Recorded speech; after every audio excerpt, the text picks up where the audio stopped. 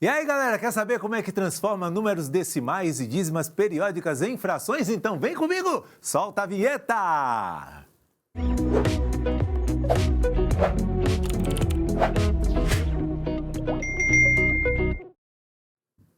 Bom, gente, a gente percebe que existem números bem diferentes por aí, né? Existem os decimais, que não são infinitos, e existem as dízimas periódicas, que são números que repetem após a vírgula. Todos esses dois grupos podem ser transformados em frações. E nós vamos fazer isso agora com alguns exemplos aqui. Então, me acompanhe. Primeiro exemplo, esse daqui, ó, 2,4. 2,4. Esse é um número decimal. Por que a gente sabe que ele é um número decimal? Porque ele tem vírgula. Será que esse número decimal pode ser transformado em uma fração?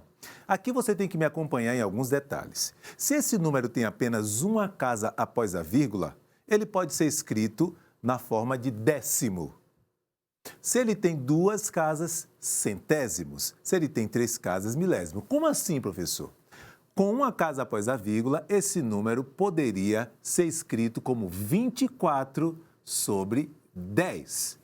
Ou seja, uma casa após a vírgula é o número sem a vírgula sobre 10.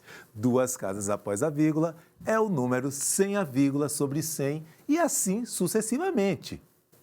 Só que a gente aprende com as nossas frações que as frações podem ser transformadas em frações chamadas de irredutíveis. O que é isso? Irredutível é que não dá mais para simplificar.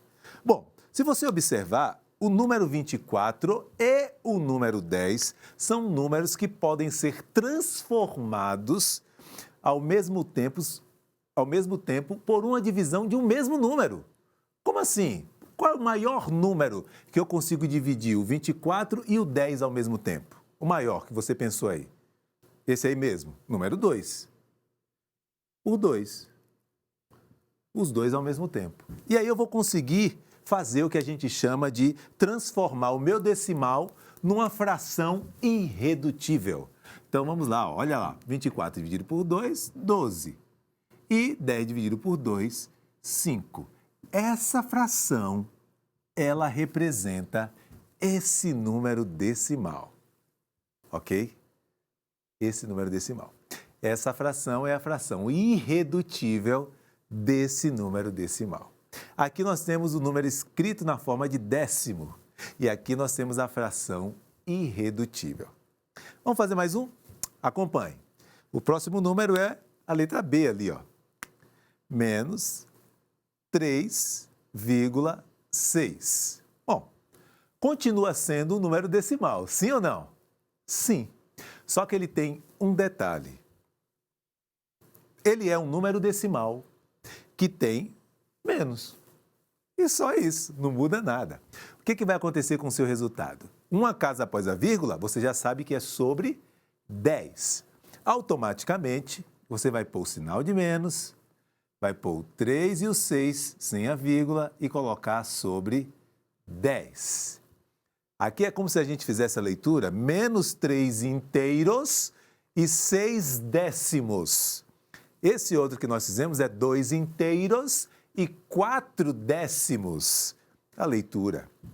Agora, será que dá para simplificar essa fração negativa? Claro que sim. E para simplificar essa fração, você só tem que lembrar do seguinte detalhe, ó. Se é possível dividir o numerador e o denominador por um número que divida os dois ao mesmo tempo. Se a gente parar para pensar, 3 é muito, né? Não dá, o 10 não dá por 3, não dá exato, tem que dar exato. Então vamos tentar por 2. De novo por 2? 2 aparece bastante. Mas vamos lá. 36 dividir, o sinal de menos você já põe aqui para não haver problema. 36 dividido por 2, 18. E 10 dividido por 2, 5. Aqui, ó, você tem a forma irredutível de transformar um decimal em fração, a fração irredutível. Irredutível porque não dá mais para simplificar. Você achou difícil isso? Achou não? Se você observar, tem mais um número ali, ó, 0,5 e tem um tracinho aqui em cima. Sabe o que quer dizer esse tracinho em cima do número 5? Simplesmente quer dizer que esse número é uma dízima periódica, que poderia estar escrito assim, ó.